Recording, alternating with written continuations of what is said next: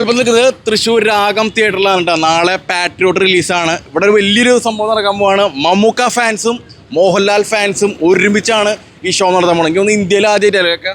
തീർച്ചയായിട്ടും മമ്മൂക്കയുടെ ആരാധകരുള്ള ലോകത്തെമ്പാടും ആദ്യമായിട്ടാണ് മമ്മൂക്കയും ലാലേട്ടനും ചേർന്നിട്ടുള്ള ഒരു ഫാൻ ഷോ.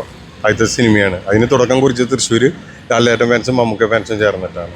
തൃശ്ശൂർ ജില്ലയിലാണ് അങ്ങനെ ഒരു സംഭവം, ഒരു പ്ലാൻ അങ്ങനെ? അതെ, ഞങ്ങൾ രണ്ടുപേരും കൂടി തീരുമാനിച്ച ഒരു മീറ്റിംഗ് കൂടി അത് മറ്റുള്ള ജില്ലയിലേക്കൊക്കെ ഇപ്പോൾ പടർന്നിട്ടുണ്ട്. പല സ്ഥലത്തും ഇങ്ങനെ ഒരുമിച്ചുള്ള ഷോകളാണ് ഈ സിനിമയ്ക്കുള്ളത്.